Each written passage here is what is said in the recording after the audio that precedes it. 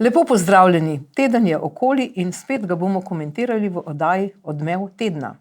Z nami sta zdravnik Federico Potočnik in novinar, politični komentator Nenad Gliks. Lepo pozdravljena, pa začnimo s prvim dogodkom. Torej, bila je na Trgu Republike, mu rečemo, nekateri mu rečejo Trg Jožeta Pučnika, torej trg pred parlamentom, prireditev, ker smo ljudje, v spomin na žrtve komunističnega nasilja. Naj povem, da je bil to tudi seveda določen spominski dan leta 2022, določila ga je Janševa vlada, pa ga je potem naslednje leto vlada gospoda Goloba takoj ukinila. Zdaj poglejmo, kako je bilo, kaj je povedal predsednik Slovenske zaveze, dr. Matija Ogrin. Spoštovani vsi navzoči, v teh majskih dneh je pogled proti Karavankam še posebej globok. Le manjši del naših ljudi, ki so bežali čez planine, se je rešil, večina je bila vrnjena in komunistična oblast je nad njimi naredila največji zločin v zgodovini Slovencev. Jedro težav, ki jih Slovenci imamo in so čedalje večje, izhaja od tod, da se pomemben del slovenske družbe ni zmožen opredeliti do velikega zločina. Nad nami vsemi se dviguje ta gorostasen zločin proti človeštvu. Vendar se mnogi delajo, da to, kar tako zelo zaznamuje vso slovensko resničnost, ne obstaja. Od tod se generira notranji spor, konflikt. Predstavniki levih političnih krogov ne želijo slišati govorice golih dejstev. Federico Potočnik, vi ste rojeni v Argentini, vaš ded je tudi odšel takoj po vojni. Povejte mi, kaj vi veste o tem obdobju? Žal vem premalo. Vem pa, da je bil moj dedek vrnjen domobranec, bil zaprt v Škofovih zavodih in nekako je imel srečo, da se je potem rešil, da ni končal v jamah. Nekaj, kar me, ne bom rekel preseneča, ampak kar gledam iz leta v leto, so te spominske slovesnosti, v Kočevski Rog poskuša biti vsako leto, če le lahko, pa na Teharje. Mislim pa, da nekaj manjka tem spominskim slovesnostim in to je, mi se spominjam samo njihovega grozljivega trpljenja in smrti, ampak ti fanti Slovenske narodne vojske, kot domobranci so ogromno zmagovali, se bojevali, zmagovali, borili so se za nas. To se pravi, ti fanti niso samo umrli. Ni njihovo življenje reducirano samo na njihovo smrt. In jaz mislim, da na to pozabljamo, slaviti vse tisto, kar so nam prinesli, kar so nam poskušali prinesti in kar so varovali, to se pravi naš način življenja, našo kulturo, vse to, kar smo izgubili potem, ko je revolucija nekako nas prevzela. In seveda se je zgodilo to, revolucija je prevzela in zdaj se lahko samo v tišini, v kotu spominjamo, izgubili smo to samozavest. In želel bi si malo več poguma, ker ti fanti bi verjetno od zgoraj bili veseli, če bi se jih spominjali tudi po njihovih dejanjih, ne samo po njihovi žrtvi. In vi ste poslušali, vas so vzgajali o teh dejanjih, tudi mogoče o junaštvu? Pa ne aktivno, tako kot indoktrinacija tukaj v Sloveniji v smeri Rdeče zvezde in podobno. Tega ni bilo in je bilo pravzaprav presenečenje, ko sem prišel v Slovenijo in sem gledal vso to bestialno propagando, ki vidiš, da nima ozadja, saj mogoče zato morajo biti tako močni zvočniki, ker v ozadju neke vsebine ni bilo, oziroma je neko revolucijo zelo, zelo težko zagovarjati. Ampak mi smo odraščali v nekih vrednotah ljubezni do domovine, zvestobe domovini in tudi v svobodi, da lahko govorimo tisto, kar je prav. In tudi toliko svobode, da lahko raziskujemo druge stvari in se sprašujemo, ali je bilo prav, ali smo to delali prav ali ne. In tudi danes je to samo spraševanje svobodno. Jaz mislim, da te svobode v Sloveniji manjka. Jaz mislim, da je poslanec skrajne levice povedal, da so ukinili praznik, že ko so se ljudje zbirali na trgu. Se že zbirajo na trgu. Jaz mislim, da take stvari je treba demokratično preprečiti. To se pravi, s tem, da postajamo mi močnejši. Jaz mislim, da je nas, torej ne skrajnih levičev, bistveno več. Zato so te zvočniki tako močni. Mislim, da imamo priložnost kot ljudje, da se dvignemo, da nismo samo na kolenih in tiho in v kotu, ampak da pridemo na sred trga. Tukaj smo. Ja, no to je rekel Taštar Vatovec iz Levice, tako kot ste rekli, in je bilo takrat čutiti en strah pred vso to resnico. Joj, se že zbirajo, kaj bo zdaj, ukinimo hitro tole, ne, zbiranje. Pravilno, da jih je strah. Jaz mislim, da je prav, da jih je strah, zato ker ta zgodba, tako škodljiva, ki je prvič v zgodovini Slovence postavil ene proti drugim, to se mora končati. To se ni končalo leta 1991, v glavah je ostalo. To pranje možganov se mora končati. Ta kulturni boj, o katerem govorijo, veste kaj, treba se iti kulturni boj in ga treba zmagati. Zato, ker to, kar se je delalo do zdaj, ni prav. Slovence je šibilo. Danes kot narod nismo tisto, kar bi lahko bili, ravno zaradi tega, ker je komunizem poskušal predrugačiti, tudi oni so tudi želeli, njihova želja je bila predrugačiti narodni značaj Slovencev, ne, in to dela. Jaz mislim, da je naša naloga kot Slovenci, levi, desni, torej ne skrajni levičarji, ampak tisti, ki smo vsaj demokratično usmerjeni, da to državo obrnemo v tisto smer, ki si mi želimo. To je naprej navzgor, ne pa v rdeče zvezde nazaj v smrt. No, zdaj te dni je bil na obisku v Sloveniji tudi grof Nikolaj Tolstoj, ki raziskuje še vedno, star je 90 let. Bil je tudi že prej nekajkrat pri Barbararovu, ne, in tako naprej. Bil je večkrat v Sloveniji in seveda mi smo, ker ne pokopljamo teh žrtev, ki pač so jih kasneje slučajno našli, v bistvu tem ljudem odrekli pravico do slovenske zemlje. Saj veste, vedno, kada rečemo, ko koga pokopljamo, rečemo, naj mu bo lahka slovenska zemlja, zdaj ti ljudje sploh groba nimajo. No, tule je gospod Nikolaj Tolstoj pred leti pri Barbararovu.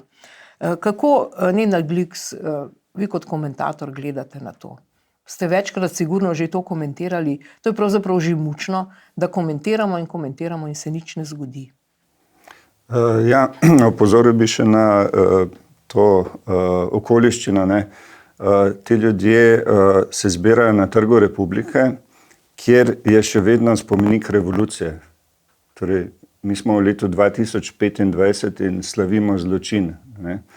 Revolucija je bila zločin, povzročila je ogromno gorja, v bistvu je monopolizirala tisti upor zoper okupatorja in ni dovolila nikakršnega drugega upora in so zlorabili pač komunisti za svoj pohod na oblast in za obračun z vsemi nasprotniki, pri čemer kriterij za nasprotnika ni bil tvoj odnos do okupatorja, ampak tvoj odnos do revolucije. Oni so obračunavali tudi s tigrovci, recimo, tudi tigrovce so pobijali. Ne?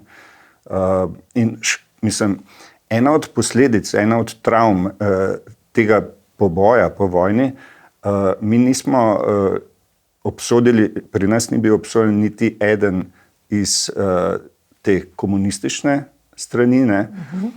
In tudi, kaj so povzročili s tem, ko so kar vse počez pobili, pometali v brezna in to, hkrati ni bil obsojen tudi nihče z druge strani, ker zločini so se dogajali na obeh stranih, ne? Ampak zločince bi bilo potrebno obsoditi, ne pa tako počez, kot so oni to storili. Ne? Se pa to še vedno vleče in ti nepokopani posmrtni ostanki ljudi enostavno, to je tako močno sporočilo, to ne gre v pozabo. To mislim, da je z leti samo močnejše in se bolj prihaja do izraza neka anomalija v družbi, neka kontaminacija, ker to, da ti v letu 2025 pustiš na tisoče ljudi posmrtne ostanke nepokopane v nekih polivinilastih vrečkah Župan glavnega mesta se na vse pretege trudi, da on nikakor ne bo dovolil tukaj pokopa. On je gospodar trupel, ne, pravzaprav. Ja, za neko civilizirano družbo je to v bistvu nekaj nezaslišanega in tukaj sem jaz razočaran tudi nad organi Evropske unije, ker se delajo, da pač tega enostavno ni, da te težave v Sloveniji ni. Vemo, da se ukvarjajo recimo z Madžarsko pa s Poljsko, ne, s težavami tam. V Sloveniji, ko pa to tako je v nebo vpijoče, ne, ta bi rekel še vedno na nek način nepriznanje zločina in ne dati tem ljudem neko dostojanstvo, ne, je v bistvu nerazumljivo, da je to še vedno moč sredi Evrope, ne. Povejte. Moram tukaj, ti ljudje, pač zdaj se trupla ali pa kosti, oni imajo dostojanstvo, tega dostojanstva jim nihče ne more vzeti. Mogoče jaz tako razmišljam, ampak ne more ti nekdo dati ali podvzeti dostojanstvo, to je tvoja stvar, ki ga imaš, ne, in v kakršnikoli obliki so in kolikor je to grozljivo. Oni imajo vse spoštovanje, slavo in dostojanstvo, ki so ga imeli. Zdaj ni pa na njih, je pa na nas. Mi nimamo dostojanstva. Ne, kaj bomo mi z njimi naredili, ker to, da so oni v takšni obliki, v teh gajbicah, jaz sem jih videl na patologiji, takrat, ko so bili na kleti medicinske fakultete in to je grozljivo, ampak niso oni več krivi za to, ali pa oni, zdaj ta generacija, mi smo krivi, kaj smo mi naredili, kaj so vlade, ki niso skrajno leve, naredile, zato da temu ne bi bilo več tako. No, pa gledajte, omenjate seveda te spomenike, ne. Zdaj, če gledamo Ljubljano, to okolico parlamenta, so se te komunistični zločinci, da tako rečem, pravzaprav so zasedli ves prostor. Ne? Tam zraven parlamenta imamo grobnico herojev, oni so prav tam pri parlamentu. V samem parlamentu, na preddverju te velike dvorane, je neka freska od Pengova in v tej freski, ona je zaključena. Tam ni nobenega novega okenčka, ne, na katerega bi lahko še karkoli rekli. Konča se s partizani in to je to. Ne. Tudi ta trg je zdaj zaseden in ni mesta za nikogar drugega. Torej, zakaj mi nismo dovolj prožni, zakaj niso pustili nekega izhoda, kot da se svet začne in konča z njimi? To je za mene zelo moteče. Imeli smo tudi vlade, ki jih je vodil gospod Janša, ne vem, zakaj niso takrat podrli tega spomenika revolucije na Trgu Republike in postavili spomenik osamosvojitve. Ja. Je pa res, da zdaj ti ljudje, ki so se zbrali recimo 17. maja v spomin na žrtve komunističnega nasilja, to je pa zelo paradoksalno, zdaj oni polagajo sveče prav na spomenik revolucije. To je pa tudi zelo povedno. Ne? Kaj si lahko mislimo? Vem iz časov vojne v Bosni in Hercegovini, ko so se tudi dogajale grozne stvari in genocid v Srebrenici in poboji in tako naprej. In sem poslušal, ko so govorili z nekaterimi ljudmi tam, ki so izgubili na desetine svojcev. Ne? In v bistvu nihče ni izrazil nekega sovraštva. Kar so povedali, so, da pomilujejo storilce. Torej ne, da jih sovražijo, ampak jih pomilujejo. No, zdaj poglejmo, kaj je v oddaji Kavarna Hajek na Nova 24 TV povedal grof Nikolaj Tolstoj in seveda tudi zgodovinar dr. Jože Dežman. Well, I'm happy to be back in Slovenia, where I've been before several times when I was investigating these terrible crimes which took place in 1945 and which were completely unknown in the West. But some friends of mine who were, one was Serb, one was Croatian, said you should write about our horrible story. So I then thought, well, I will, and I wrote another book which was partly about the Cossacks, partly about people from what was then Yugoslavia. So, but I haven't finished because now I'm writing my autobiography, and that will have quite a lot about this. And then, what the difference between Tito and Stalin, masculine? Well, of course, everyone forgets. Just now they had the big parade in Moscow about the defeat of the Germans, but for the first third of the war, Stalin and Hitler were great friends and allies. And Stalin regretted that that he didn't remain an ally of Germany. So history is distorted so much, and part of what I do is to try and correct these lies. And finally, just another question. When the first time here to Mescaling in communist regime in Yugoslavia? I first came, and I think the regime was beginning to crumble, but I wanted to go to Koziewski Rog because of the book. I think I'd written the book, but I had to be smuggled there from one village to another, I think mainly by the priests, and then a forester took me. So the grave had not been disturbed at that time at all. And it was a horrible sight, of course, to see, but it's something that should not be forgotten. Komunisti izzovejo državljansko vojno, se pravi, v njej pobijajo okrog 25,000 ljudi, proti komunistične stran 5,000 približno. Finale državljanske vojne je maj, junij 1945, ko v najhujšem bratomoru v slovenski zgodovini komunisti skušajo počistiti stari svet. Saj tukaj, če dodamo, je se pravi razredni boj proti veri in cerkvi, popolno obvladovanje vsega. To so bile te revolucionarne norosti, ki so končno partijo same zlomile. Ampak kaj je bilanca? Največji zločin po drugi svetovni vojni v Evropi, največja laž, se pravi vsi ti zločini so bili varovani kot največja državna skrivnost. In spet smo pri Republiki Sloveniji. Če ne bi tukaj, se s tem ne bi ukvarjali. Samo vzamemo jamo pod Macesnovo Gorico, približno 10 let po vojni, razstrelijo kompleten obod jame in 3000 kubičnih metrov zleti v brezno na teh 3450 umorjenih. Povsem jasno je, da je Mitja Ribičič si takrat mogoče lahko domišljal, ki je rekel, da nič ne ve, to pa že ne bodo zvedali, saj teh se pa ne da odkopati. Tako kot je bilo zelo verjetno, da ne bomo nikdar odstranili 400 kubikov nasutja, 5 metrov debeline 11 pregrad in prišli do 1410 umorjenih. Ampak ste to naredili? Ne. Se pravi, resnica dela. Ja. In resnico omogoča Republika Slovenija, ki se s tem postavlja kot branilka resnice, pravice in končno tudi svobode, da o tem govorimo. To pomeni, da so vsi ti ljudje, ki si danes hočejo Republiko Slovenijo lastiti, zato da bi nam spet dopovedali, se pravi, palčke in sneguljčice in medvedke in čebelce o osvobodilni fronti, da je narobe. Ne morejo ukrasti republike, tudi če hočejo z vso to navlako zdajle domišljijsko skriti osamosvojitev kot vrh slovenskega nacionalnega vzpona.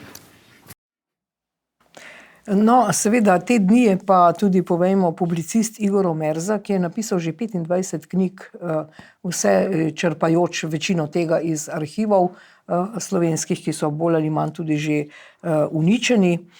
Napisal je novo knjigo o Pliberškem vodu in je to predstavil na Hrvaškem, v Zagrebu. Zdaj vprašanje, gospod Potočnik, za vas. Vi ste živeli v Argentini. Koliko ste bili vi seznanjeni s to vrstno literaturo? Kajti v Sloveniji je bila prepovedana. Takšna literatura je začenjala nastajati v Argentini, zaradi tega, ker smo v Argentini imeli svobodo pisati. Tako da najprej je bilo iz Argentine, kar je prihajalo v Slovenijo, ki ni bilo dovoljeno o teh stvarih pisati. Mi smo o teh stvarih izvedeli naravno. Ni bilo, se čudim, kakšen pomp je tukaj okrog določenih stvari, ker se čuti in vidi, da se prej določenih stvari ni smelo. V Argentini smo živeli v tej svobodi, da smo lahko te stvari odkrivali in se o njih pogovarjali. Tako da mi smo okrog tega, bomo rekli, odraščali kot del življenja. Ni bilo takšnega posebnega dogajanja, kot je pri nas. Ampak toliko bolj pomembno, da se tukaj odkriva in izve in tisti čas nadoknadi. Nekako. Kolega Gliks, ali menite, da je Hrvaška bolj liberalna v tem smislu, bolj napredna? Namreč tam seveda povabijo Omerzo Pri nas pa nimamo niti prevodov del Nikolaja Tolstoja, oziroma naletela sem na Celovško zaroto, mogoče je bila že prej kdaj prevedena in izšla pri Mohorjevi, pa zdaj ne vem, ali je bila na seznamu neke literature prepovedane, ali kako je bilo s tem. Kaj menite? Na Hrvaškem je od časa njihove osamosvojitve veliko večino časa na vladi desno-sredinska stranka, ne, HDZ, tam je volilno telo nekoliko drugače usmerjeno večinsko. Ja, se pozna na Hrvaškem, v bistvu imajo, bi rekel, bolj nepristranski odnos do te svoje polpretekle zgodovine, ne. Tudi vemo, da je hrvaška emigracija v bistvu bila najbolj na udaru teh jugoslovanskih služb, ne, UDBA, SDV, ker jim je bila tudi najbolj nevarna, ker je bila Hrvaška pač močnejša od Slovenije in je jih najbolj ogrožala. In to delo od gospoda Omerze je vsekakor hvalevredno, ker kaže tudi veliko vlogo slovenskega dela UDBE, torej SDV, ki je še posebej spremljala hrvaško emigracijo v Avstriji, ne, kot bližnji Sloveniji sosednji državi, ne. Tako da je tudi z tega vidika pomembno tudi za Slovence, ne, da spoznamo tudi ta del naše zgodovine. No, poglejmo, kaj je profesor Stane Granda povedal o slovenskem značaju na Goriških večerih te dni. Jugoslavija razpade, nastane Slovenija.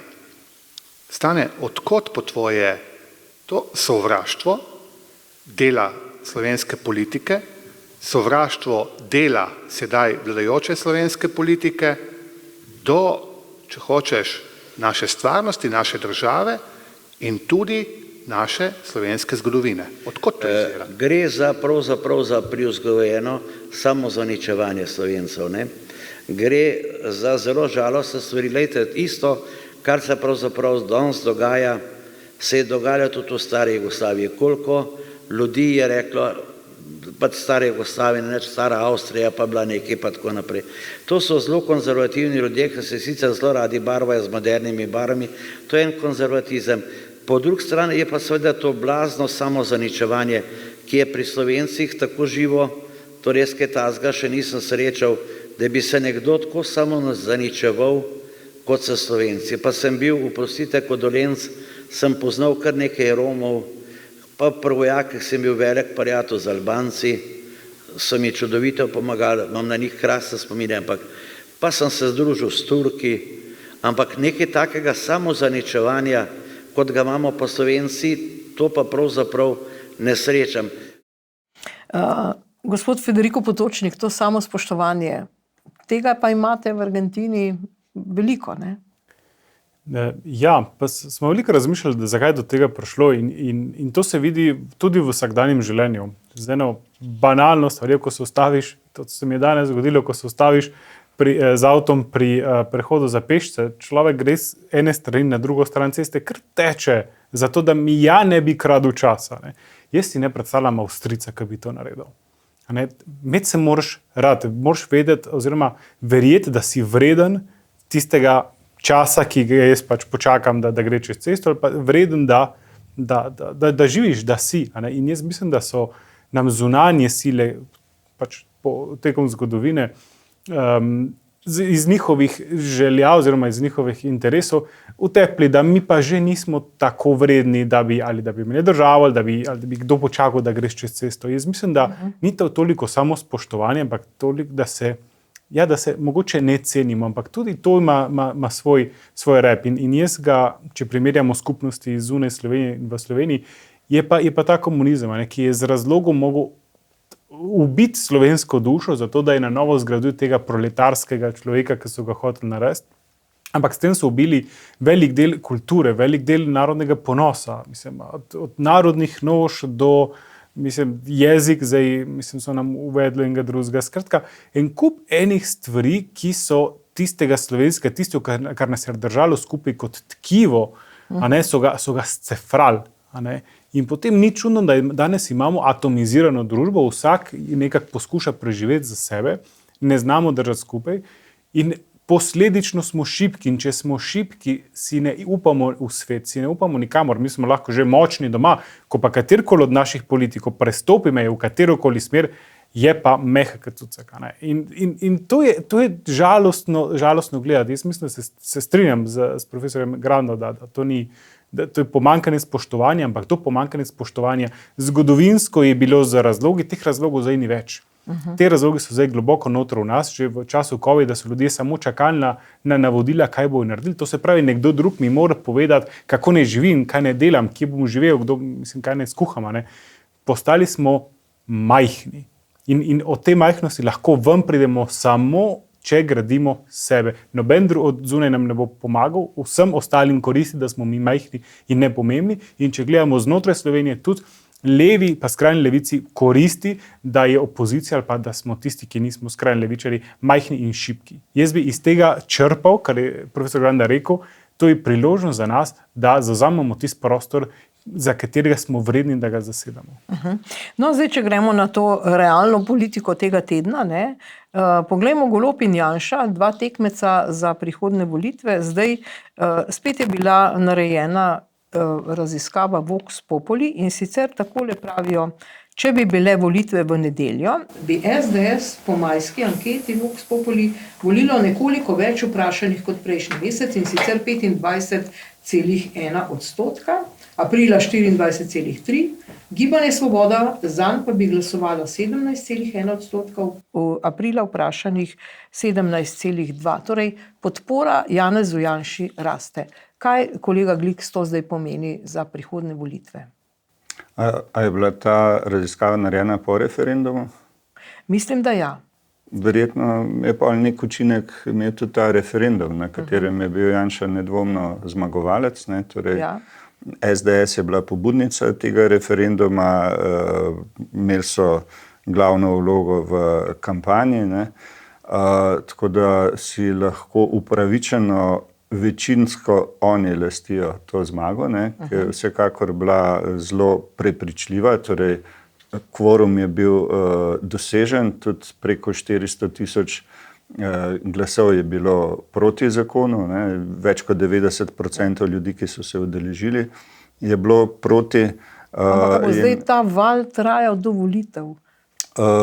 Ni nujno, odvisno. Mislim, glede na to, kako se ta vlada obnaša, bi me čudilo, če ne bi v bistvu naraščal delež volivcev desnosredinskih strank ali pa da bi se velik delež pač se ne izrekal ali pa bi bil neodločen. Ampak tako in tako tem javnomnenjskim raziskavam v Sloveniji jih vedno jemljem z rezervo, ker večkrat se mi zdi, da ne odražajo realnega stanja oziroma stanja v tistem hipu, ampak da gre tukaj tudi za manipulacije.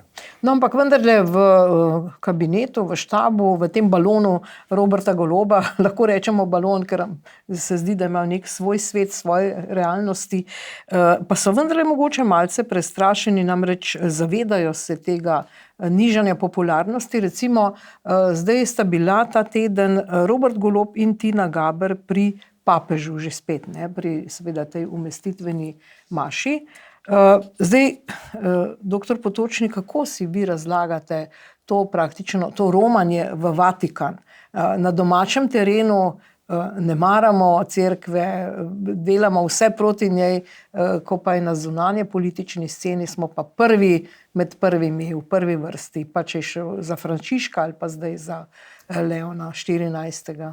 Mislim, se vidi tukaj, da neha veljati tisto, da sta cerkev in država ločeni, za takrat, ko jim ustreza. Tukaj se pa nekaj drugega vidi. Mi imamo v naši politiki pretežno majhne ljudi. Mi nimamo res državnikov ali pa zelo malo. In to so majhni ljudje, ki kar naenkrat so prišli na veliko funkcijo. To vidimo že z predsednico parlamenta, kako je plesala pred gardo in kako ima take izjave, ki seveda niso vredne njenega položaja, ampak ona je pa zdaj dobila mikrofon, ali pa tudi v primeru predsednika vlade in njegove spremljevalke, In kar naenkrat lahko grem v Vatikan, lahko se sprehajam po rdeči preprogi, lahko vidim Trumpa ali pa ne vem, kogarkoli od teh predsednikov vlad, pa pomembni ljudi, pa papeža bom videl, hudo, pa z letalo se bom pelil. Jaz mislim, da ta majhnost je večji motivator za take stvari, kot pa dejansko državniški obisk, kar to v resnici tudi bi lahko. Pa nesla je tja nekega plišastega medvedka, seveda z nekim pač humanitarno noto, ampak zdaj, ali se to sploh spodobi, no? Da nosiš tja in prosiš papeža, da blagoslovi neko igračo. Kaj vi mislite o tem? Da je tako zlagano, da zavijem z očmi, drugega ne morem. Mislim, te stvari, ki jih delajo, so tako zlagane, ampak nekateri ljudi pa ploskajo temu. Jaz mislim, da te stvari, kot smo že nekoč rekli, treba ignorirati in preživeti, dokler pač ne minejo. Dokler nas ni dovolj, da bi to vlado vrgli na volitvah, pač bomo mogli to gledati oziroma zamenjati kanal. Spomnimo se, ob smrti papeža Frančiška je Golob celo govoril o 3-dnevnem žalovanju v Sloveniji, ne. Jaz razumem to, kot da nekako se skuša prikupiti katoliškim volivcem, ampak tukaj je bilo prisotno tudi tako, bi rekel, vulgarnost, primitivizem, ko je šla gospa Gaber za Golobom na pogreb papeža, se je snemala, ne. Posebej si je naročila, da se snema. To pomeni, bolj od tiste pietete je bila pomembna lastna promocija, ne. Na pogreb kogarkoli greš, ne greš zaradi sebe, ne, in se ne snimaš tam. In tudi ta zgodba s plišastimi medvedki, in tako jaz razumem predvsem v smislu njene samopromocije, ne. Spomnimo se, ko je prišla pač za Božič, se je pripeljala z božičkom do enega centra, kjer so otroci s posebnimi potrebami, ne, in se je gospa hotela snemati, in tisti starši, ki niso dovolili, da bi se njihovi otroci snemali, so morali čakati za okni v stavbi, ne. To je bil en tak tipičen primer, kako ta par, ne, Golob-Gaber funkcionira. No, seveda, zdaj, če preidemo malce na zunanje politično področje, se je ta teden zgodil atentat v Washingtonu. Ubita sta bila 2 uslužbenca veleposlaništva Izraela. Zdaj, seveda, predstavnik in uradnik tega veleposlaništva je takole povedal po tem atentatu. There is a direct line connecting anti-Semitic and anti-Israeli incitement to this murder. This incitement is also done by leaders and officials of many countries and international organizations, especially from Europe. No, seveda, zdaj je tu na mestu pa čas, da objavimo izjavo naše predsednice Republike Slovenije, Nataše Pirc-Musar v Evropskem parlamentu, ki sodi natanko v ta kontekst, ki ga je povedal uradnik izraelskega veleposlaništva. Ampak dajmo si naliti čistega vina. Dovolila si bom izreči danes to v Evropskem parlamentu. Na Zahodnem bregu gledamo genocid. Seveda je požela aplavz evropskih levičarjev, ampak tudi zgražanje druge strani parlamenta. Mislila je v Gazi, ne na Zahodnem bregu, to je bil lapsus, ampak no, še to ne ve, o čem govorimo. Ja, ona je se imela napisan. Ona je v bistvu govorila potem, kako je ta genocid ne da spati, kako je ni imela tega v načrtu povedati in da je zmogla ta pogum, da je to povedala, ne, ampak tukaj je treba opozoriti na nekaj, ne, obstaja več vrst kaznivih dejanj, ne, ki so povezane z vojno, ne.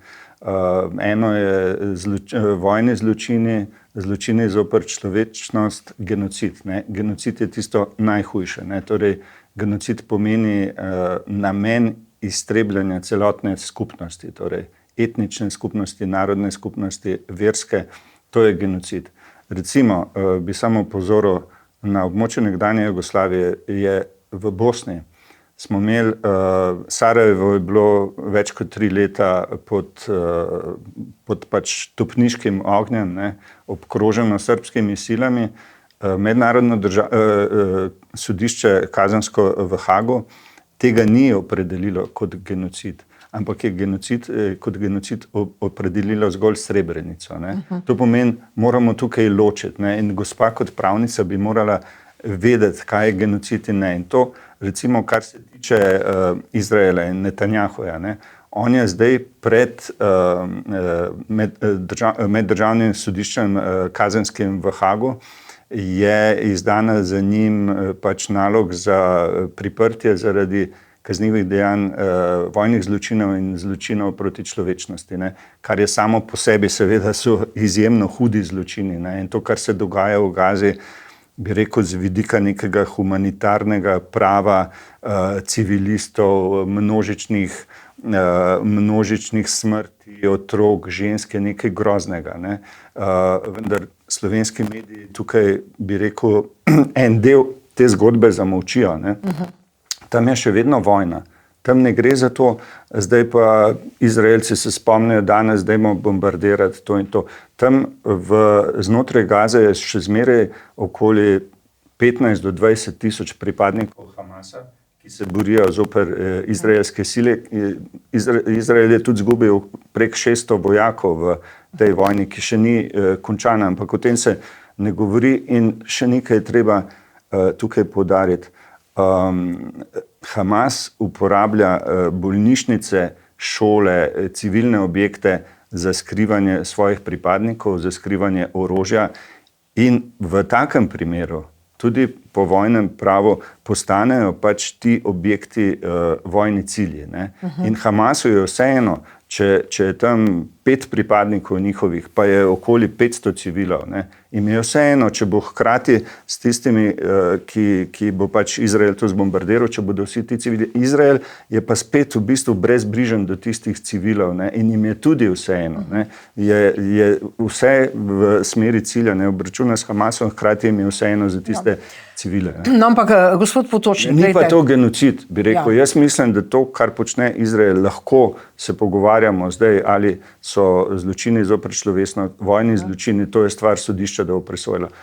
Je pa genocid je pa nekaj drugega. Bistveno vprašanje v tej oddaji je naš komentar na Natašo Pirc Musar, prvič v čigavem imenu je zdaj to govorila in ona je en dan pred tem atentatom na te 2 človeka iz izraelskega veleposlaništva to povedala in je potem seveda uradnik povedal, da gre za hujskaštvo tudi iz Evropske unije. Ali je zdaj na podlagi te izjave hujskaške, kot jo je imenoval predstavnik Izraela, zdaj spodbudilo take izjave in to, kar je povedala Nataša Pirc Musar, je to spodbudilo ta atentat? Nam ona s tem dela škodo, ko pravzaprav otresa na nekih srečanjih, kjer pravzaprav jo nihče o tem ni vprašal, ne?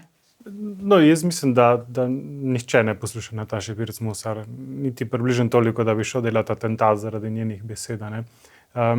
Mislim pa, da sta 2 stvari tukaj pomembni. Prva je ta, da gospa nima moralne pravice govoriti o genocidu komorkoli, ko v Sloveniji imamo več kot 700 morišč, ki še niso raziskana, ko imamo ljudi v plastičnih vrečkah. Jaz mislim, najprej moramo domačo nalogo praviti doma in potem šele mogoče komu moralizirati o tem, kaj je genocid. To je po eni strani. Po drugi strani, gospa je šla govoriti neke stvari, ki niso uradna politika naše države. In to je spet ta majhnost teh politikov, ki jih izbiramo. Gospa je prišla v Evropski parlament, ona bo pa zdaj se opogumila pa povedala. Evropski parlament in ona kot predsednica, ona ni tam zato, da pove, kar se bo pogumila povedati.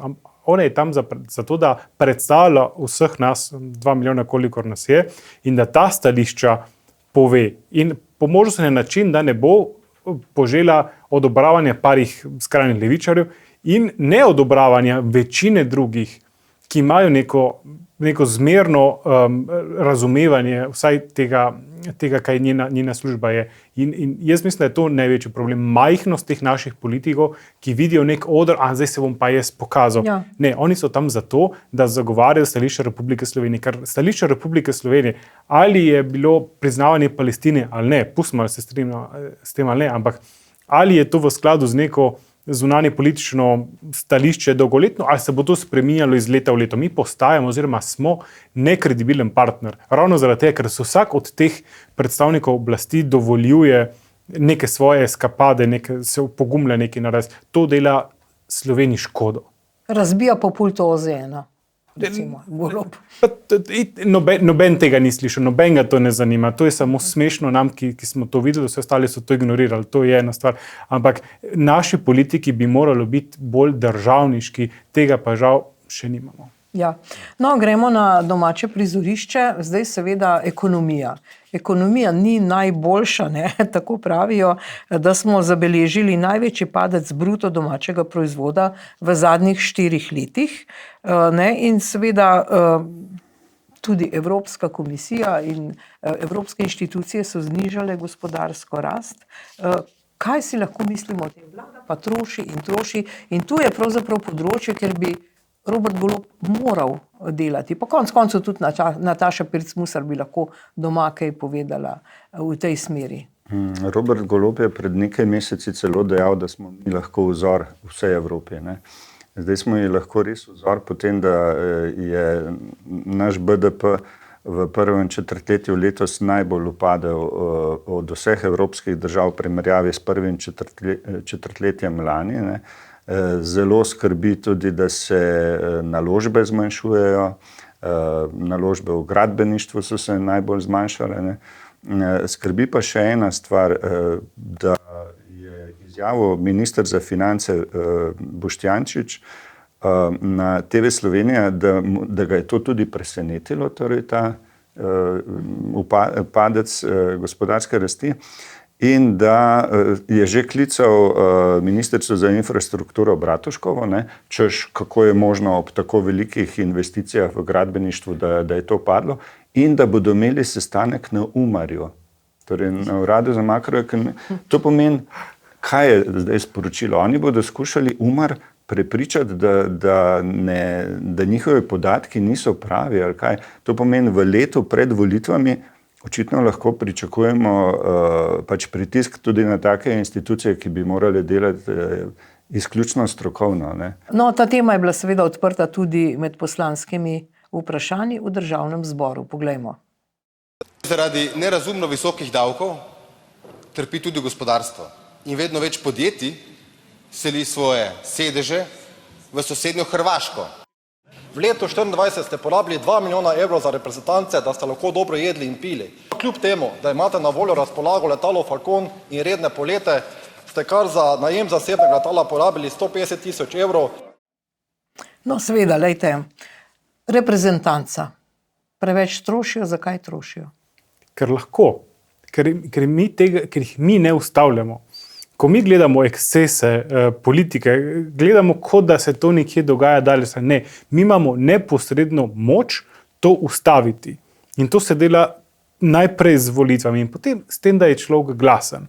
Tako da smo doma tiho in čakamo, da svet mine, se ne bodo te stvari spremenili. In oni to delajo zato, ker vsi v tisti verigi so jim to omogočili. Od gostinca, ki jim je omogočil pojedine za 10 000 evrov, pa od tistega, ki je to podpisal, do tistega, ki je to predlagal. Skratka, ena cela veriga ljudi, ki to dovoljuje. In zakaj se to dogaja? Zakaj imajo ves ta denar? Zato, ker mi dejansko jim to dovoljujemo. Jaz bi samo rekel, da je na nas, volivcih, na nas, ljudeh, da ustavimo te stvari, ki jih ta vlada dela. Potem BDP raste ali pade.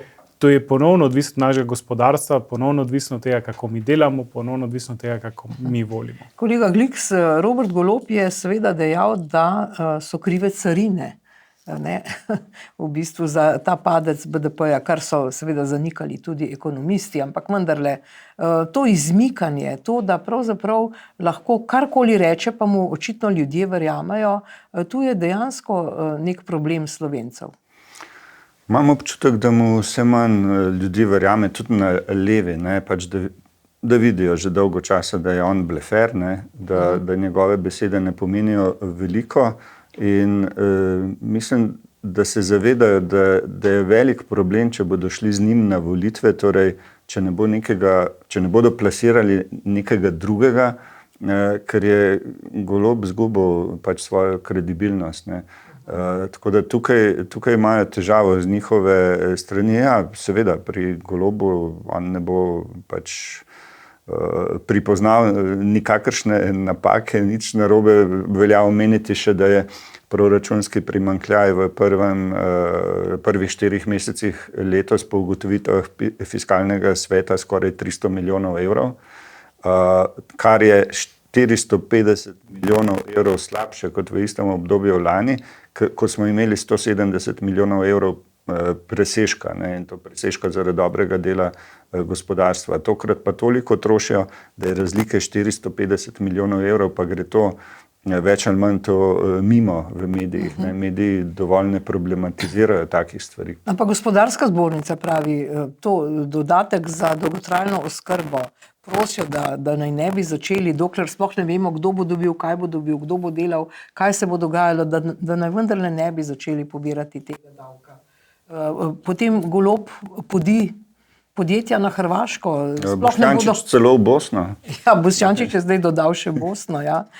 Zdaj, ena stvar je tudi, ne, zelo se troši za neke investicije, ki praktično ne vemo, čemu bo služila recimo železniška postaja na Jesenicah. Jaz bi razumela, da mi posodobimo tire, ne, ker tiri so ta problem.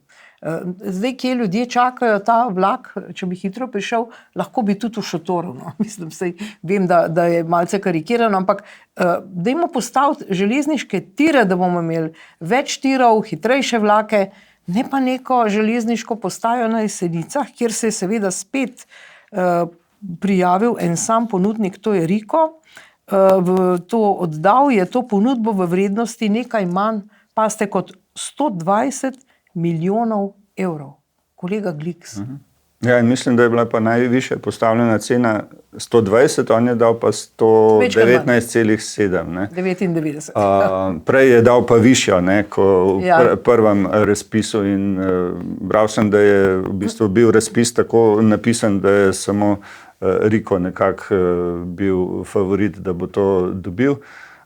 Ja, temu oni rečejo ne železniška postaja, ampak se bolj učeno sliši logistično vozlišče. Ne. In zdaj bomo za logistično vozlišče na Jesenicah dali, po mojem mnenju, ne samo teh 120 milijonov evrov, ampak še verjetno kakšni aneksi. Pač za te svoje tajkune morajo dostavljati posle. Ne. Vprašanje, kako dolgo še, ne? Doktor Potočnik. Tako dolgo, kot bomo mi to dovolili, ker dajmo en korak mogoče nazaj. Zakaj se te stvari delajo? Država si vzame, oziroma oblast si vzame ogromno denarja z visokimi davki, zato da sami odločajo, kam bodo ta denar razdelili. Seveda ga razdeljujejo svojim prijateljem.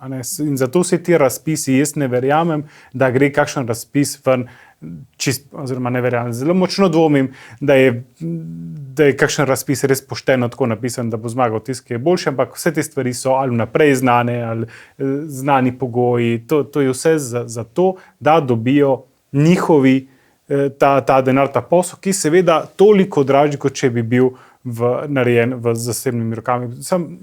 Pomislite, ta razlika med avtocestami. Ne? Slovenske avtoceste, ki so državne, so koštale enkrat več kot hrvaške, ki so zasebne. Ampak Bog ne daj, da bi kakšen zasebnik kaj naredil, ker je zasebnik enako grd.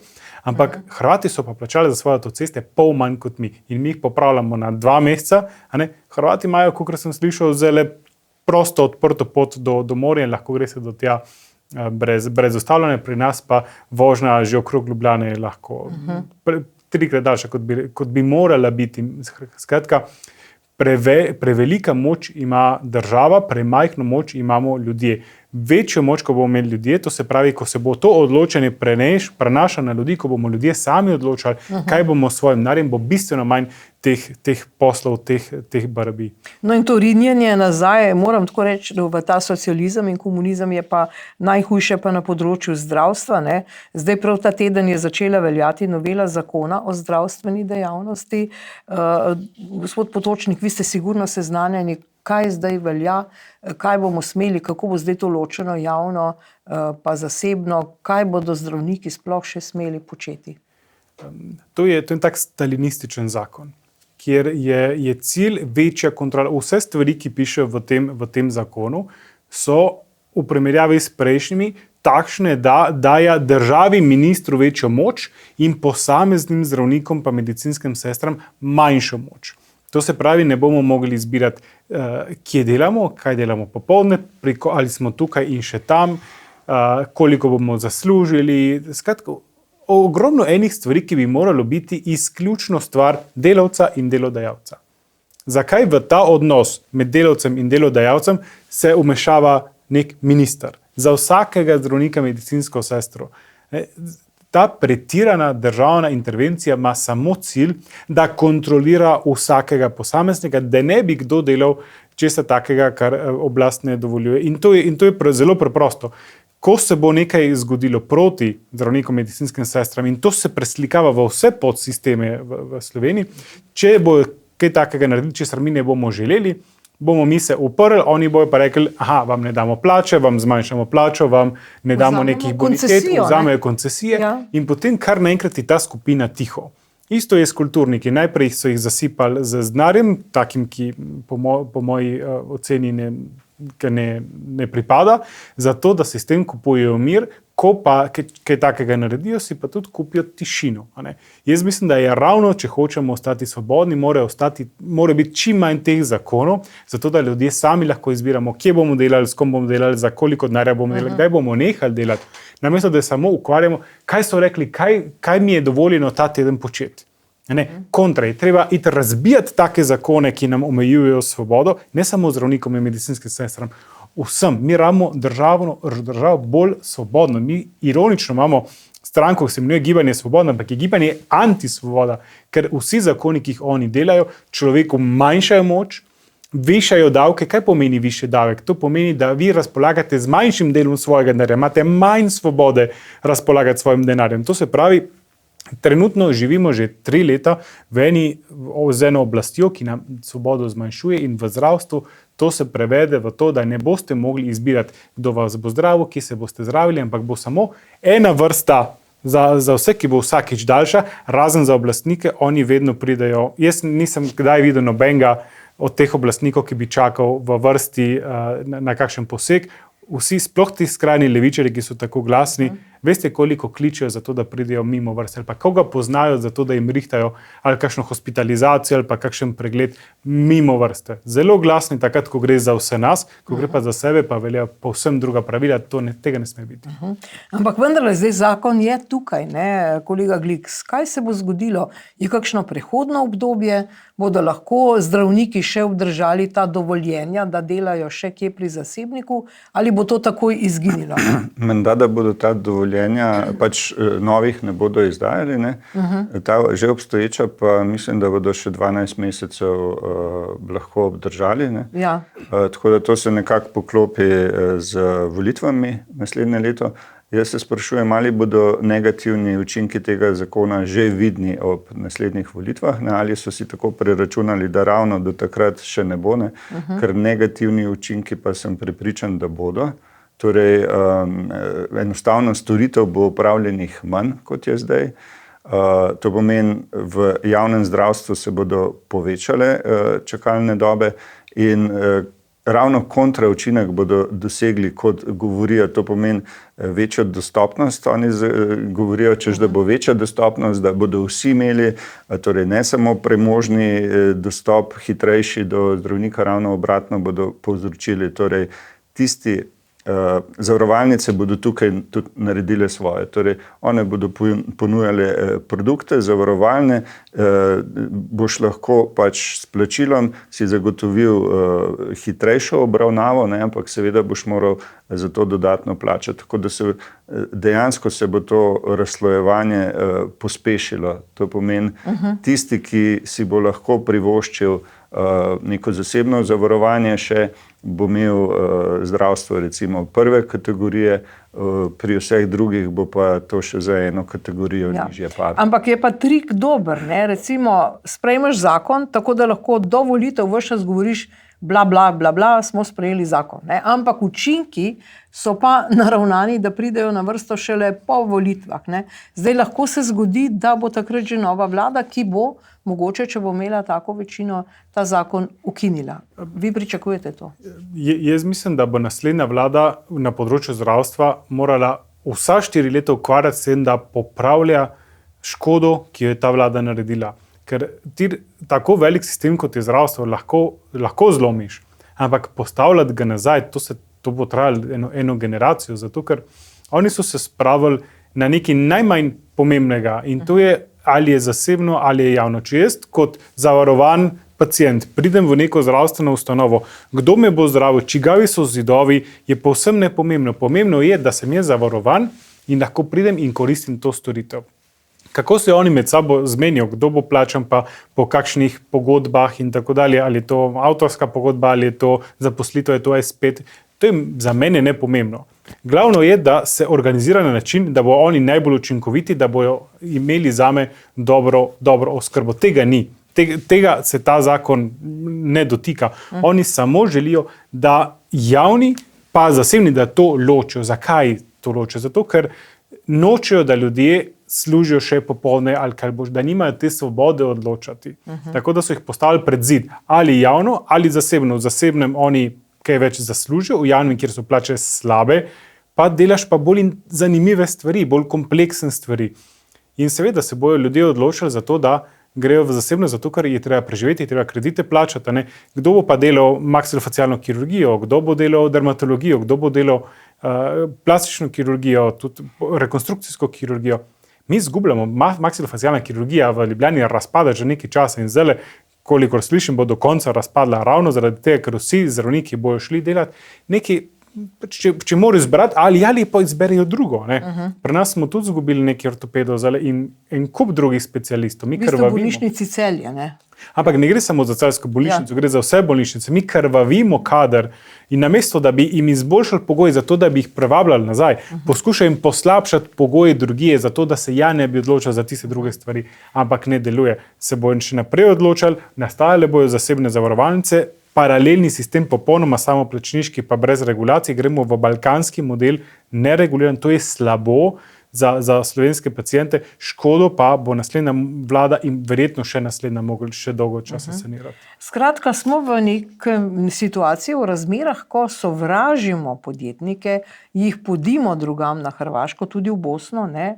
In hkrati od teh bogih ljudi, ki so tukaj, ki se ne morejo preseliti, bomo pa zdaj pa pobirali davke za dolgotrajno oskrbo, za nepremičnine, ne? Prav te dni je, denimo Gurs objavil nove ocene, posodobljene spet ocene nepremičnin in posamezne nepremičnine, posamezni kraji, pri njih cene odstopajo tudi za več 10%. Poglejmo.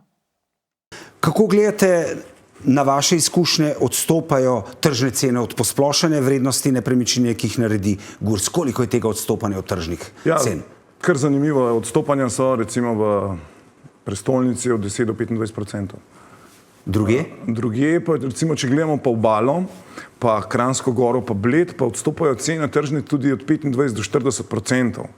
Vendar to ni zaradi nekih slabih izračunov Gursa, vendar predvsem zaradi tega, ker so te frontne linije, jaz bi mi rekel beton gold kot v Švici, so seveda, a veste, ekstremno visoke in ta povprečje izračun ne ujame teh cena.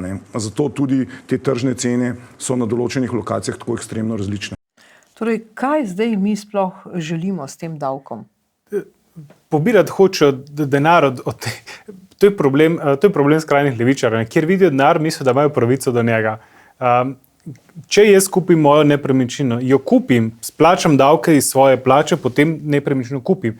Zakaj sem jaz še kaj dolžen državi, samo zato, ker nepremičnino imam? Če pa jaz ta denar zapravim za pivo ali karkoli drugega, pa jaz to lahko imam in ne rabim potem vsako leto plačevati za tisto.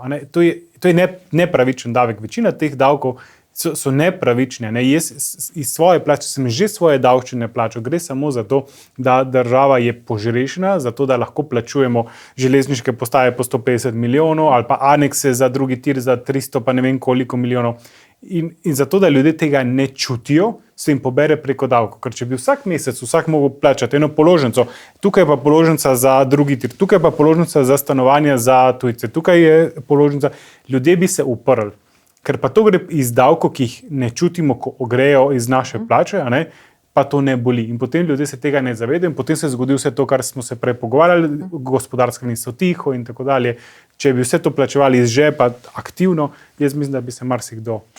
No, ampak kolega Gliks, zakaj pravzaprav silijo zdaj ljudi v ta najemna stanovanja, ko pa vemo, da je pa res finančna svoboda ta, ki omogoča, da seveda imaš svoje stanovanje, imaš mir, ne plačuješ najemnine, nisi s to najemnino ves čas ogrožen in nekje na trgu in ne nazadnje s to gradnjo teh tako imenovanih javnih stanovanj, kaj bomo sploh dobili? Kdo pa sploh stanuje v teh stanovanjih? So to Slovenci, so to prišleki, za koga pravzaprav to gradimo? Ja, to je dobro vprašanje. Verjetno bodo ta stanovanja večinoma prišla v roko oziroma najem tistim socialno šibkejšim, tistim z več otroki in tako, kar pa vemo, je pa veliko tujcev, ki prihajajo k nam, te kriterije izpolnjuje bolj kot državljani, slovenski. Ja, tukaj recimo, kar se tiče tega davka oziroma te novega vrednotenja nepremičnin, če se spomnimo, pred nekaj mesecih so objavili zelo visok davek 1,45%, da bi bil na drugo in naslednje nepremičnine. Mogoče so ugotovili, da to ne bo šlo skozi, da je to le nekaj ekstremnega. In so potem našli drugo formulo, torej mogoče bodo tisto stopnjo nekoliko znižali, so pa povišali vrednost. Tako da na koncu... Če je sploh realna, ker so ta odstopanja, je to sploh realno? Ne vem, je pa res, da ta davek na nepremičnine pozna večina evropskih držav. Jaz sem delal članek o tem, recimo v Italiji je višji, kot bi bil celo tukaj v Sloveniji. V Avstriji je nižji. Tudi na Hrvaškem so ga zdaj uvedli in je nižji, povsod pa, večina držav pa nekaj ima. Tukaj zdaj stvar je v tem, da je pri nas vedno se govori preveč obdavčeno delo in premalo premoženje. To pomeni, delo imamo izjemno obdavčeno, plače so izjemno obdavčene, premoženje pa res, če gledamo recimo povprečje držav primerljivih, imamo manj obdavčeno. Gospod Potočnik? Pa kaj, če imamo nizko obdavčitev? Kot da je to nekaj slabega. To je nekaj dobrega, ker vsak davek pomeni, da mi iz svojega dela damo državi denar, da država upravlja namesto nas. Z vsakim davkom smo mi šibkejši. In mi smo šli v še večji socialističen ekstrem, da mi dajemo ogromno denarja enemu stanovanjskemu fondu, ki gradi in upravlja stanovanje. Prosim, da nekdo meni reče, kje bom živel, kako bom živel, ali pa še slabše, da bo meni vzel denar, da bo nekomu XY gradil stanovanje v prestolnici. Zakaj moram jaz, ki živim v Celju, ampak lahko bi živel kjerkoli, zakaj moramo mi, ki nismo v Ljubljani, financirati življenje kogarkoli v prestolnici? Če nimaš dovolj denarja, da živiš v Ljubljani, oprosti, potem ne moreš živeti v Ljubljani. Zdaj, kaj se dogaja s temi luksuznimi stanovanji, s temi posli, ki so na pol kriminalnimi, to je stvar za kriminaliste. Ampak, če gledamo na nas državljane, zakaj bi kdorkoli moral delati toliko več, zato da nekomu omogoči življenje v prestolnici, če sam si tega ne more privoščiti. Jaz mislim, da tukaj to je nek ostanek komunizma, da moramo kar naenkrat vsi za vse poskrbeti. To je napačno. Jaz mislim, da je rešitev kontra. Je treba stanovanjski sklad ukiniti in vsa stanovanja, ki stanovanjski sklad ima v lasti, dati na trg. Toliko več stanovanj bo na trgu, da bodo cene avtomatsko padle in se bodo vsi lahko bistveno lažje privoščili hiše v Ljubljani in drugod. To, da samo država to dela in to pomeni, da so tudi biznisi za tiste, ki gradijo in podobno, to samo zakompliciramo. Korupcija in delamo ljudi šibkejše. Ne vsak samo odloči, kje bo živel država, edino naj samo poveča fond zazidljivih zemljišč. Ostalo bomo mi ljudje sami. Pa olajša te postopke gradnje, ki so tudi trajajo še in še. No, seveda pa je ta del vračanja v nek socializem ali pa da ne pustimo iz rok tega komunizma viden tudi pri taksistih, ki sodijo v skupino Uber. Zdaj ta Uber prihaja v Slovenijo, ampak seveda spet nadzorovano, ne na način, kot je jasno na prostem trgu, da pač vozi pravzaprav ta taksi lahko tudi kdorkoli, po kakršnikoli tarifi. Mi bi zdaj spet tukaj tiščali in ovirali to podjetniško pobudo. Seveda glasni so taksisti in sindikalisti, ki so mimogrede, se spominjam, so se vtaknili tudi takrat v zakon o RTV, tam so bili zelo glasni, ker ti zakon se jih pa res dotika, tako da so pravzaprav neki rezervni pravzaprav analitiki in komentatorji, ampak ne glede na to, kaj zdaj prihaja v Slovenijo, glede na to, da je Matej Lahovnik, profesor na ekonomski fakulteti, je na X-u zapisal naslednje, zdaj navajam. Uber pri nas kot vozniki ne morejo opravljati in uporabiti upokojenci in študenti, da bi zaslužili, ampak le taksisti. Zato ne bo razbil, ampak utrdil monopol taksistov tako, da je vladi, zdaj tole rekel Lahovnik, uspelo z regulacijo iz Nutele narediti, se opravičujem izrazu, drek. Vse kako to komentirate? Ja, če Uber prihaja na slovenski trg, vseeno vidijo tukaj neko priložnost tržno. To vidijo tudi ljudje. Sem videl, da si je v prvih dneh, mislim, da že 150,000 ljudi naložilo to aplikacijo Uber. Zaenkrat bodo imeli pač te prevoze na območje Ljubljane. Bodo pa samo tisti taksisti z licencami.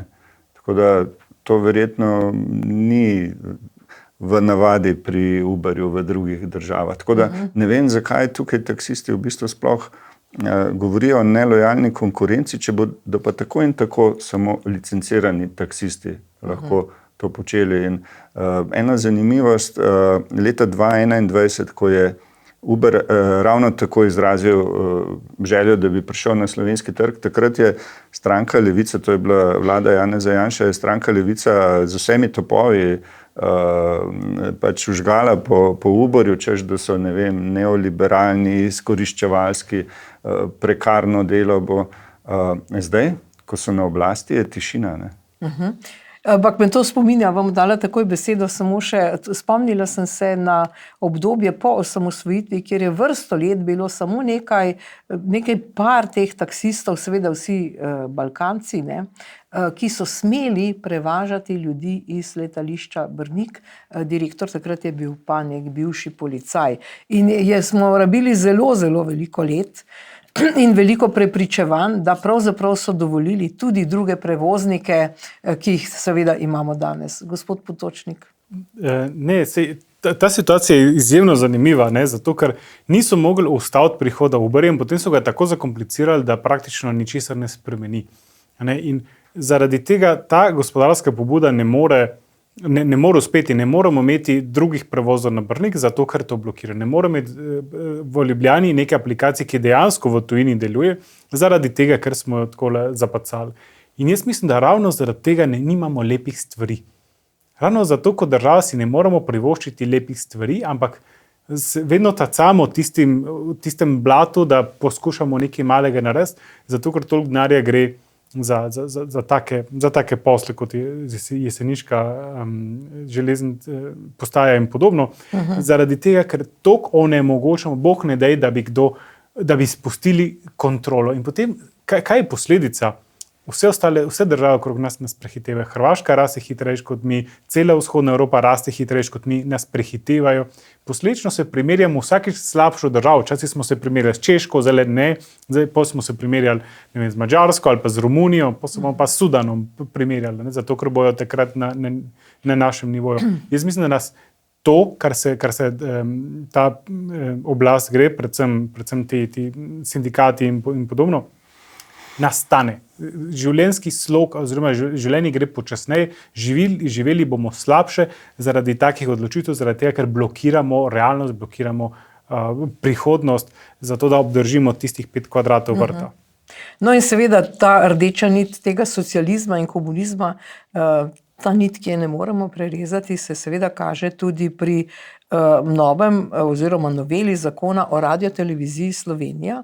Zdaj so nikogaršnji hlapci, tule vidimo direktorico, ki je velika prijateljica Aste Vrečko in Levice nasploh.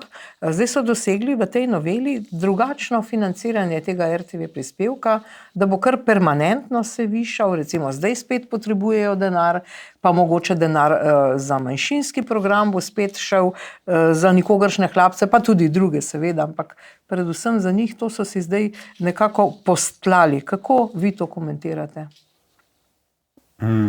Ta depolitizacija, tako imenovana RTV Slovenija, pač veliko stane, oni pričakujejo denar. Gledanost TV Slovenija je nizka, torej nižja, kot je bila takrat, ko so upili, da je politizirana. Televizija, tako da se sprašujem, kaj je zdaj narobe, ko imajo popolno svobodo, ne? Kdo jim onemogoča, da bi delali boljši program in boljšo gledanost imeli. Ja, recimo tole za manjšinske programe 8 milijonov na leto, seveda to ne bo šlo za manjšinske programe, to bo šlo za plače, kot so že prej hoteli to narediti in tudi to pač usklajevanje z inflacijo. Očitno je RTV Slovenija predimenzioniran zavod, ne? In ne dobijo dovolj s temi prispevki, hkrati verjetno jim padajo prihodke od oglaševanja, ker je nižja gledanost, tako da na vsak način potem bi želeli od vlade čim več, pri čemer tisti, ki ti daje denar, potem si tudi ti nekaj dolžan nazaj. Ne? Si hlapec v osnovi, ne?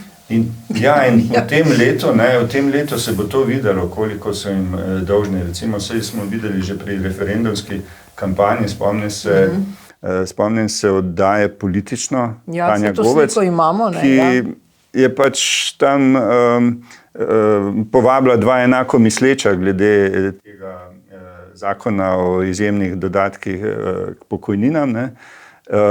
In je celo medijski inšpektor, ne, v okviru Ministrstva za kulturo ugotovil, da je šlo za kršitev zakonodaje. Ne. Jaz upam, da se temu medijskemu inšpektorju ne bo kaj slabega zdaj zgodilo v času ministrice Aste Vrečko. Ne. Tako da, ja, poleg tega pa tako in tako nenehno kršijo te zaveze o nepristranskosti poročanja, celovitosti poročanja. Vse, kar želijo, samo vse več in več denarja. Ja, gospod Potočnik, vaš komentar, ne? Ena od idej, upajmo, da ne bo prišla v ta zakon, je tudi ta, da bi tisti, ki zaslužijo več, plačevali za RTV več, čeprav je nihče ne gleda, ne? Ja, to je spet ta komunizem, ker to že presega socializem. To je nasilo vzame denar, kjer vidijo denar, misli, da je njihov, oziroma da imajo pravico do njega. In zato, ker obstajajo, zdaj jih moramo mi financirati. Zakaj? Če jaz nečesa nočem financirati, zakaj? Jaz mislim, da to je bistveno vprašanje, ki bi si ga mogli Slovenci postavljati ob vseh teh dajatvah, ki jih imamo. Ne? Poleg tega zaposlenih na RTV je 2x več kot družinskih zdravnikov. Jaz zelo jasno vem, koga bolj rabim. Ampak jaz mislim, da moramo državo ali pa razmislek o državi, ki ga moramo sprožiti desno od skrajne levice, je, da gre v smeri, da sami odločamo, kaj želimo plačati, koga želimo financirati, ne pa da se država oziroma teh nekih oblastnikov odloča namesto nas. Odločitve ljudem. Power to the people so včasih govorili, no točno to. manjši davki, da se sami odločamo in nikakor še več denarja, ker vsak let je isto. No, ampak če bi bil vsaj program uravnotežen, pa to vsaj v času kampanje, saj to je ta problem, ne? V bistvu, ker lahko pač si to dovolijo, ne? Jaz sem skeptičen glede uravnoteženosti zaradi tega, ker če je neka stvar slaba, je pa potem slaba. Če je neka stvar dobra, je to dobra. Jaz se bojim, da tukaj ni dobrih vatlov, ne?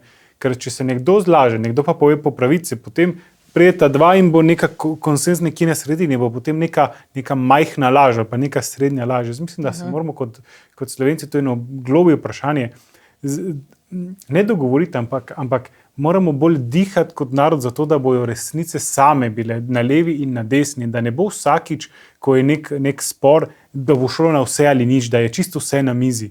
Ne? Pregloboko gremo v temeljnih stvarih, si nasproti in potem se ne moramo smeti. Mislim, da je bil predvsem NLB-ja Brodnjak, ki je rekel, da se moramo za 3-4 stvari kot Slovenci zmeniti, da gremo naprej, ampak take stvari bi moralo priti naravno iz nas, kaj so ta skupne stvari, za katere stojimo. Potem lahko smo malo bolj desni, malo bolj levi, seveda in se kaj program, ampak osnovni postulati te države bi morali biti tukaj noter globoko jasni in niso. To me skrbi, na tem bi želel malo več delati. Kolega Glück, sta uravnoteženost, tudi vi ste novinar, komentator, kako jo vi čutite?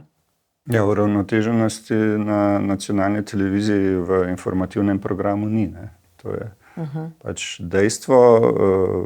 Mislim, da v zadnjih 30 letih še ni bila tako neuravnotežena, kot je zdaj, ne. Celo v tistih letih, ne vem, v 90-ih ali pa celo konec 80-ih, konec prejšnjega režima. Ko smo se osamosvajali. Je bilo dejansko več svobode, ne, kot je zdaj. Zdaj so pa res in tudi ta svet RTV Slovenija, to je čisto enoglasen, enoumen, ne. Pa za nameček, ne, ko so sprejemali ta neustavni zakon, seveda ustavno sodišče si ni upalo še nič reči v zvezi s tem, se najbrž ne bo, ampak vendarle so takrat obljubljali, da ne, to pa ne bo povišanje prispevka. Namesto, da bi takrat v nek normalen, dober zakon vključili že vse to. Zdaj pa je povišanje prispevka. Ja, seveda. Tukaj bi omenil, ko ste omenjali Blaža Brodnjaka, predsednika uprave NLB, ki je govoril nekaj dni nazaj na dogodku poslovno leto športa, nekaj takega, torej za tiste podjetja, ki namenjajo, ki so pač donatorji v športu, kar je hvale-vredno. Ampak NLB je imela lani več kot 500 milijarde evrov čistega dobička. 500 milijarde evrov. Ne. Gospod Brodnjak je imel več kot 1 milijon evrov prejemkov kot predsednik uprave. Ampak kaj je on tam rekel? Ob vseh teh besedah, ne, ki so bile v redu, je rekel, ja, veste, ampak jaz sem po srcu socialdemokrat. Ne. On je po srcu socialdemokrat. Na čelu banke, ki ima več kot 500 milijarde čistega dobička. Ne. To je ta miselnost pri nas. Dobro, zdaj to, kar pa je presenetilo ta teden, je pa bil predvideni napad na zapor v Mariboru. Namreč to, kar je šokiralo, je, da je menda so nameravali ta zapor napasti tudi z raketometom, ne. Mislim, zdaj, jaz ne vem, pa imajo to ljudje doma v garaži. Jaz sem bila šokirana, odkot bi pa zdaj ta raketomet prišel? Kako je s tem? Te kriminalne združbe zagotovo jim ni problem kakšno tako orožje nabaviti, ne. Na Balkanu je tega zelo veliko, še iz časov vojne. Tukaj mislim, da so imeli namen pač raketomet še iz časa Jugoslavije. Pri čemer sem pa opazil, da so nekateri strokovnjaki za te protitankovske rakete so napisali dejansko, da ti s tako raketo ne moreš podreti zida, ker niti ni namenjen temu, ampak da prebije oklep od tanka, naredi majhno luknjo, ampak potem pa je nek izjemno z visoko temperaturo nek curek na drugi strani, ki pa pobije vse v bistvu na drugi strani zida. Tako da ne vem, tudi če je bil ta načrt, verjetno bi tam ne bi mogel pobegniti ta kriminalec, ampak bi jih vse scvrlo. Tako z tega vidika so se nekoliko nerodno lotili tega, če to drži. Ampak ja, to kaže v bistvu na to, da postaja tudi ta kriminal vse bolj nasilen in nevaren, torej ne samo med sabo. Včasih je bilo tako, da so se te kriminalne združbe občasno, ko je prišlo do spora o razdelitvi trga, o deljenju denarja, med njimi je prišlo do spora in potem so bili mrtvi iz tega naslova. Ne.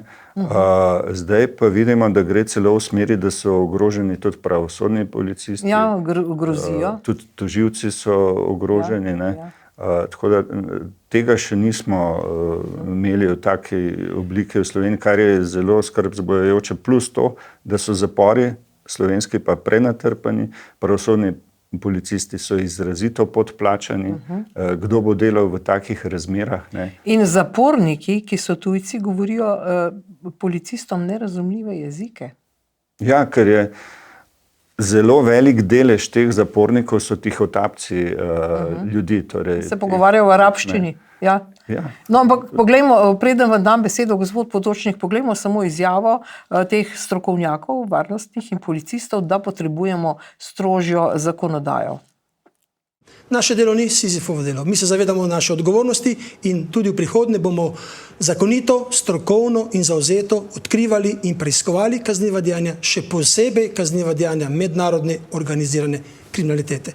Na tem mestu bi pa poudaril samo nekaj. Slovenija potrebuje prenovo zakona o kazenskem postopku v segmentu prikritih preiskovalnih ukrepov, kjer je naša zakonodaja podhranjena, glede na primerljive zakonodaje v tako imenovanih jedrnih državah Evropske unije in vseh 4 naših sosedah. To se pravi, mi, policija slovenska, nimamo takih pooblastil, kot jih imajo naši kolegi v tujini. Gospod Potočnik, ali postajamo Južna Amerika? Pa ne v ta dobrih delih, žal. Če nekdo iz policije to reče, mene postane strah. Jaz ne razumem, kako naslednji dan ni že v postopku nekaj, kar bi jim pomagalo, da svoje delo opravijo boljše. Ne?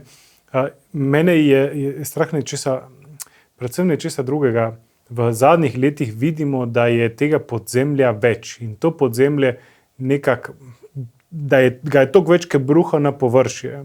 Likvidacije imamo v Ljubljani, lepo prosim. Ne? To so stvari, ki so nam nekako tuje, ampak Slovenija ni na to navajena kot država. Mi ljudje nismo vajeni tega. Mi smo bili vajeni neke homogene, varne države, kjer se lahko po noči sprehajaš. Temu ni več tako.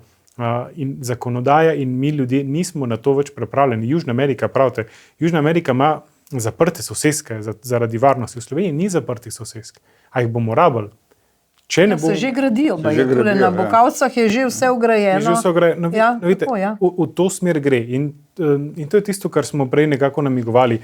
Če nek tat vam ukrade recimo parkirano kolo in pridete in kolesa ni, to se je v Zagmu Ljubljančanu kdaj zgodilo, in se njemu temu nič ne zgodi, bo naslednjič mogoče prišel in vam bo vzel kolo, ki ga boste vozili, bo vas bo stavil, pa vam bo kolo ukradel.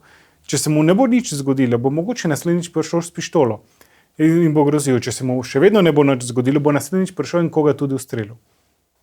Hočem reči, če mi ne zatremo kriminala v kali, se bo razrastel do neobvladljivih razsežnosti in to je Južna Amerika. Potem rešitev pa je, kot se dela v El Salvadorju, taki zapori, kjer prenatrpanost je pravilo in je zaželjeno, ker to ni hotel.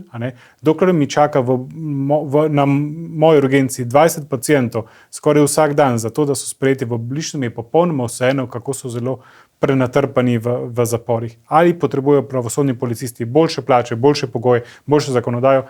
Absolutno. Če ne začnemo tega zdaj, čez 10-20 let bo problem toliko večji, da ga ne bo moglo vladati. No in ta balkanizacija, mi seveda ne govorimo toliko o Južni Ameriki, čeprav so primerjave, ampak bolj o Balkanu, se seveda dogaja tudi v Ljubljani. Tale kanal C0, o katerem zdaj že nekaj let govorimo in se sprašujemo, zakaj bo tekla pitna oziroma kanalizacija nad pitno vodo, ne, ker jo lahko onesnaži, ampak ne zgodi se nič. Vendarle bil je spet protest in opozorili so, da menda Janković intenzivno pritiska na Ministrstvo za naravne vire in prostor, da naj to samo izda gradbeno dovoljenje. Kaj se pravzaprav zdaj dogaja v Ljubljani? Kako daleč gremo s temi pritiski, z izvajanjem nečesa na silo? Kaj se bo zgodilo, gospod Gliks? Do tega projekta sploh ne bi smelo priti že od začetka. Ne zdaj, da manjka še dobrih 100 metrov, da se to do konca zgradi, in seveda prepričan sem, da je v ozadju izključno finančni interes, torej ne interes javnosti, ampak finančni interes parcialnih krogov pod pokroviteljstvom Zorana Jankovića, župana. In ja, jasno je, da pritiska potem na uradnike, na ministrstvo, da mu ugodijo. In verjetno brez tega angažmaja ljudi, ki se upirajo temu, tako lastniki parcel tam kot ljudje, ki protestirajo, verjetno bi se to že zgodilo. Videli smo pa, kako so te zadeve nevarne, ko je prišlo do okužbe vode s fekalijami mislim, da v Mercatorju, v Maxiju, kjer je nekaj 100 ljudi je zbolelo. Ja, in zdaj ni več nobeno podjetje odprto. To je še hujše, zdaj praktično vse stoji, mi smo izgubili podhod, Maxi Market, vse praktično nihče, slaščičarna, nihče ne dela, ne more, ker ne vedo, odkot to prihaja. To se lahko vidi, kakšne razsežnosti se lahko zgodijo, če imaš ti fekalije čez največjo zalogo pitne vode za 400,000 ljudi. In jaz res upam, da se to ne bo zaključilo. No, seveda pa smo, če končamo spet z Ljubljano, v Ljubljani pa dobili neko novo fontano. Zdaj ljudje pravijo, da je tole nekakšen tuš v središču Ljubljane. Tule z vrha te cevi zdaj že teče voda, je en tak tuš in seveda se ljudje sprašujejo, čemu zdaj to služi. V glavnem šlo je za 663,000 vredno fontano. Gospod Potočnik. Kaj ne rečem, se vidi, da je to narejeno z javnim denarjem. In to je še ena stvar, ki nam potrjuje dejstvo, da več denarja, kot ga imajo na oblasti na razpolago, bolj ga bodo trošili za nesmiselne stvari. Ta denar bi bil izjemno bolj koristen praktično kjerkoli drugje. Tako da še enkrat, manjši davki za to, da si oblastniki ne bodo teh neumnosti privoščili, ljudje bomo pa imeli več denarja, da lahko upravljamo in odločamo, kaj bomo sami sabo počeli v življenju. Kolega Gliks? Mislim, da manjka samo še tuš kabina, pa bi bil lahko najdražji tuš v državi. Sprašujem se tudi, kaj je s tema dvema arhitektoma, ki sta to projektirala. Investitor je pa, oziroma izvajalec pa podjetje KPL s sedežem v Mrkonjić gradu v Republiki Srpski. Ja, voda pa taka, kot bo v tem delu mesta, mogoče. Celo na mestni občini Ljubljana so promovirali to fontano, češ, da ponazarja pomen čiste vode in pač okolja in tako naprej, hkrati pa, ko smo prej govorili o kanalu C0, tako da imajo smisel za cinizem. Ja, dobro, jaz se vama zahvaljujem za vajine komentarje. Gospod Potočnik, kolega Gliks, hvala lepa in vsi, ki nas gledate, hvala za pozornost. Nasvidenje.